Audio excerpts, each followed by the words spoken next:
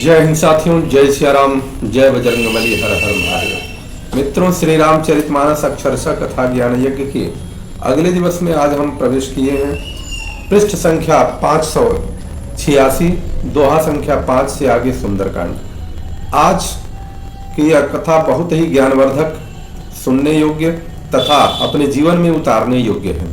सज्जन की क्या परिभाषा होती है, साधु की क्या परिभाषा होती है, ये सारे परिभाषा के हिसाब से आज हनुमान जी प्रमाणित करेंगे और किस प्रकार से विभीषण जी से मुलाकात करते हैं और माता जानकी जी का पता पूछते हैं, और जब वहां पहुंचेंगे तो आगे देखते हैं किस प्रकार से होता है। सुंदरकांड अगर हम पूरे जीवन में उतारें, सुने, समझें, तो हमारे पास किसी भी प्रकार की विपत्ति नहीं रहेगी, किसी भी प्रकार का कोई समस्या नहीं रहेगा। इसलिए हमें सुंदरकांड का विशेष रूप से ध्यान देना चाहिए। और अक्सर हमारे कथाओं में सुंदरकांड, अखंड सुंदरकांड का वर्णन भी आता है।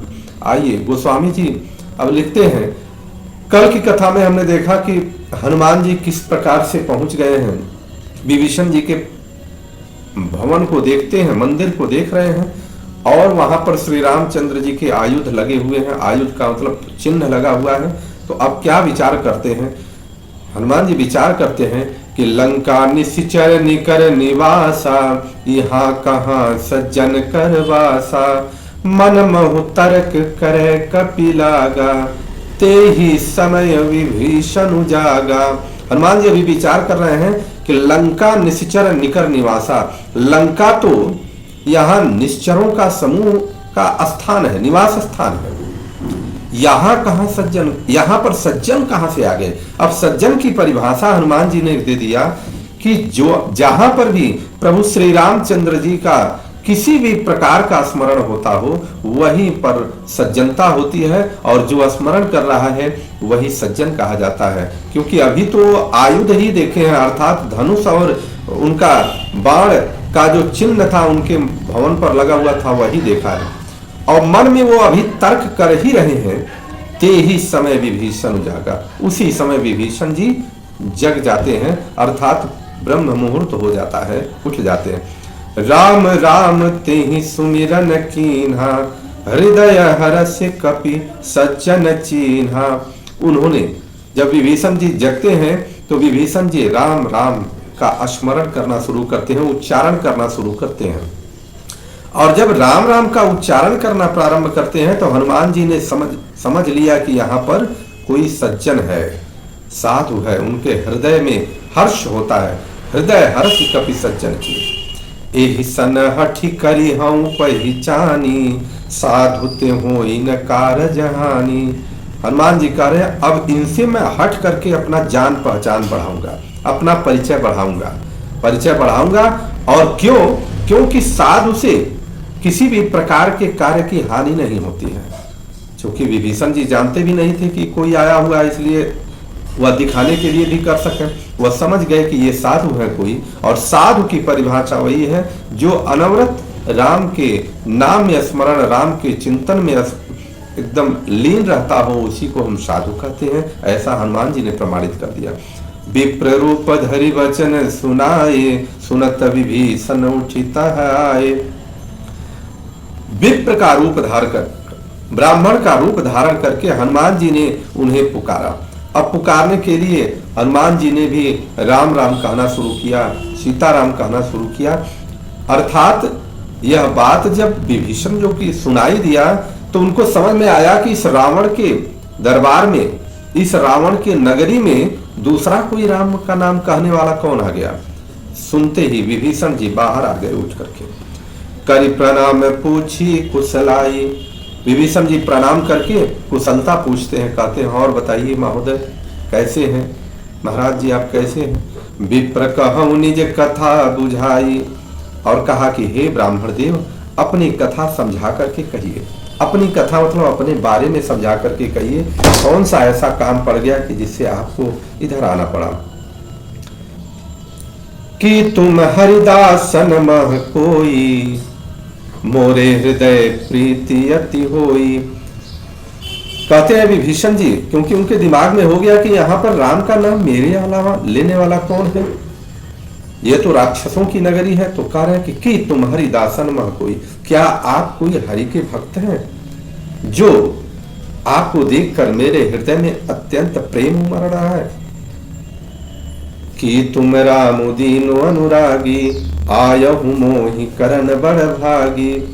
या दोनों से प्रेम करने वाले स्वयं श्री राम जी ही हैं, जो मुझे बड़भागी बनाने के लिए यहाँ पर आए हैं। दोनों से प्रेम करने वाले श्री राम जी हैं और घर बैठे मुझे बड़भागी बनाए, क्योंकि विभीषण को सब पता था कि श्री राम जी सबरी के वहां गए थे, श्री राम जी अहिल्या को तारा था, जगह जगह गए थे।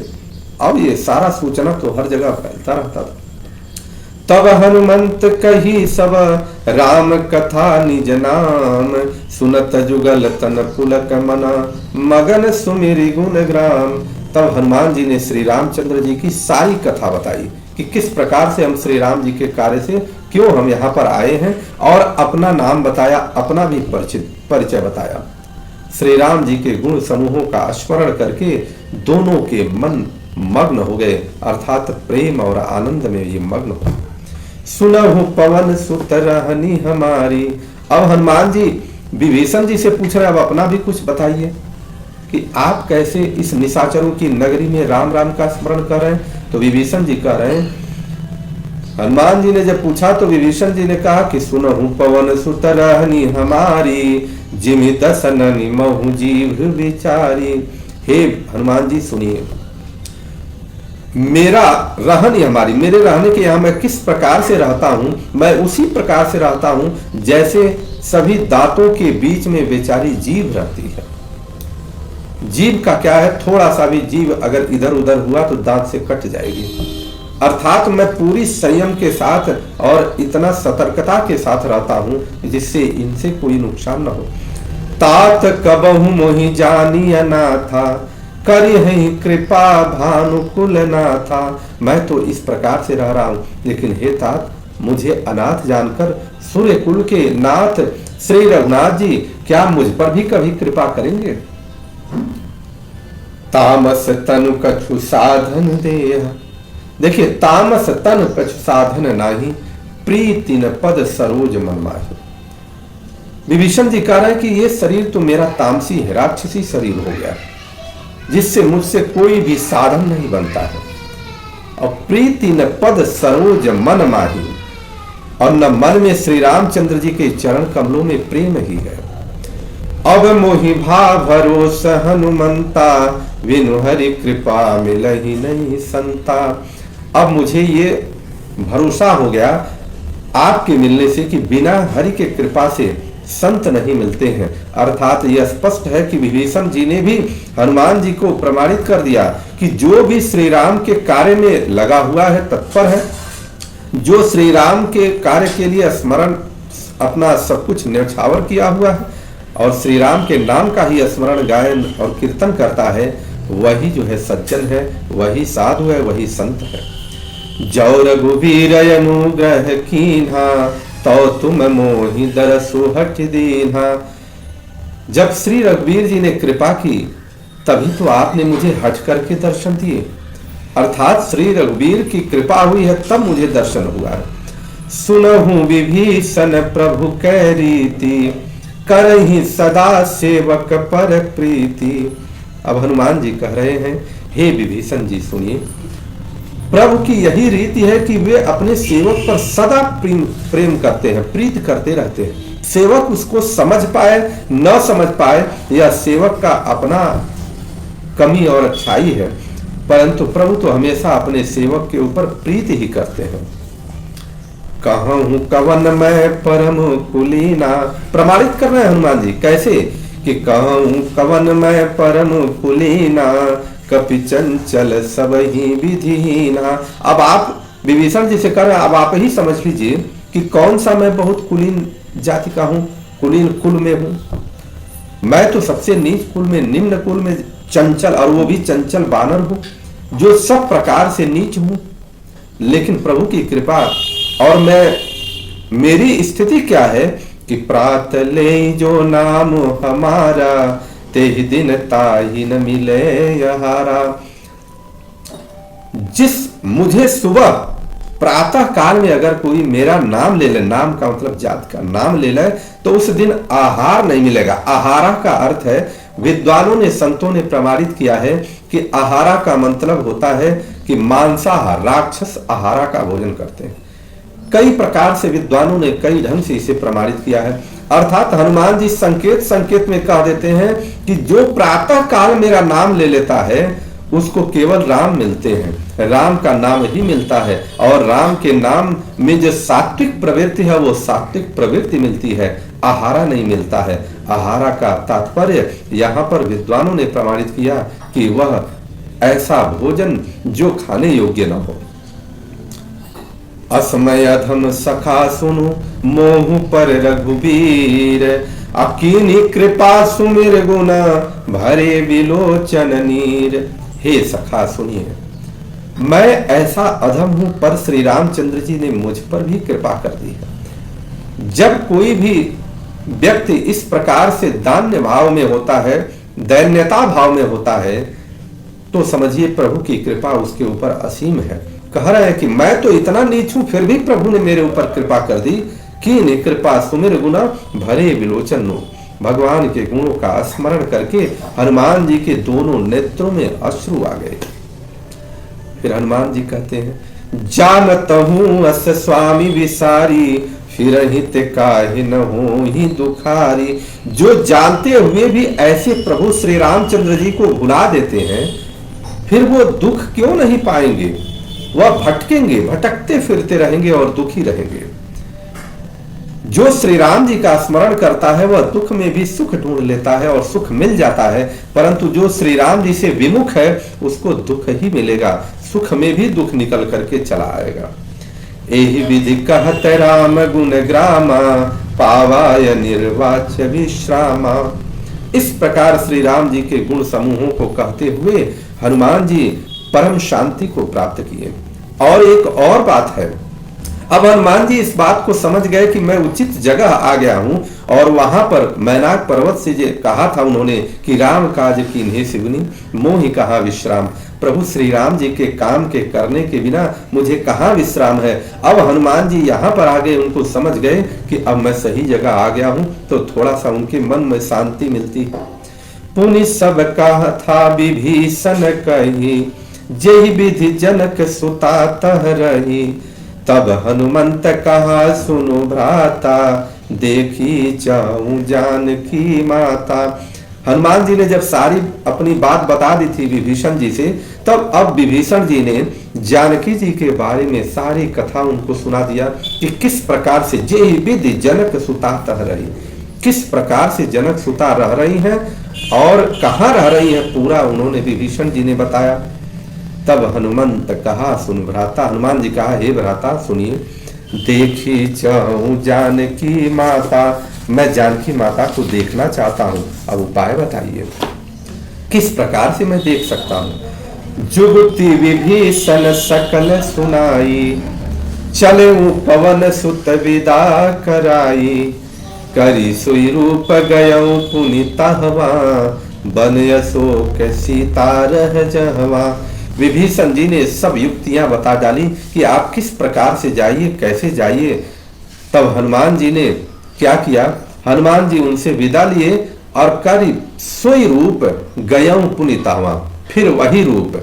दो भाव है, कुछ विद्वानों का भाव है कि वही मशक के समान का रूप, मच्छर की तरह से छोटा रूप लेकर के वहां गए, और कुछ विद्वानों ने कहा है, संतों की अपनी अपनी परिभाषा है, संतों ने कहा करी सोई रूप, मतलब विभीषण का रूप लेकर के वह निर्वाद होकर के उधर की तरफ चले गए। ऐसा जो भी सत्य हो, लेकिन हमको समझ में आता है कि हनुमान जी हैं, वह कहीं भी किसी भी प्रकार से किसी भी क्षण पहुंच सकते हैं, उनके लिए कहीं कोई कुछ भी असंभव नहीं है। देख अब वह अशोक वन में पहुंच गए, अशोक वाटिका में पहुंच गए, और अशोक वाटिका में पहुंचकर वृक्ष की छांव में, वृक्ष के आड़ में, पत्तों की आड़ में बैठ गए, मशक के समान रूप धारण किया और उसमें बैठ गए। देखी मन ही महु कीन प्रणामा, बैठे ही बीती जात निस जामा। सीता जी को देखकर हनुमान जी ने उन्हें मन ही में प्रणाम किया और उन्हें बैठे ही बैठे रात्रि के चारों पहर बीत गए। अब वह रात्रि के चारों पहर वहीं पर वह बैठे बैठे बिता लिए। कृष्ण तनु शीस जटाय कबेनी, जपते हृदय रघुपति गुण श्रेणी। शरीर दुबला हो गया है। माता सीता जी वहां बैठी हैं तो उनका शरीर दुबला हो गया है। सिर पर जटाओं की एक बेणी अर्थात लठ है। हृदय में जपति हृदय, हृदय में श्री रघुनाथ जी के गुण समूहों का जाप करती रहती हैं। निज पद नयन दिए मन, राम पद कमल लीन।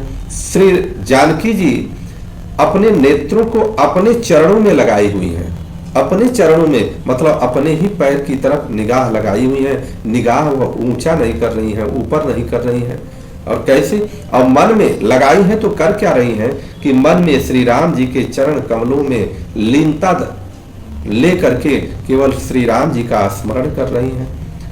जानकी जी को दीन दुखी देकर परम दुखी भा पवन सुता, देखी जानकी दीन।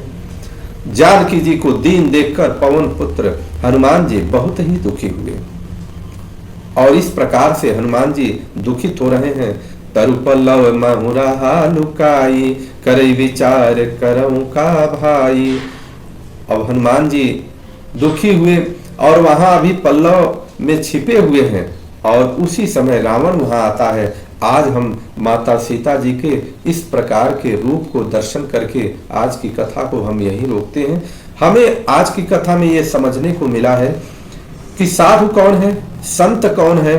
साधु और संत वही है कि जो श्री राम जी का मन वाणी और कर्म से स्मरण करता हो, मन वाणी और कर्म से श्री राम जी का चिंतन करता हो, वही साधु है, वही संत है।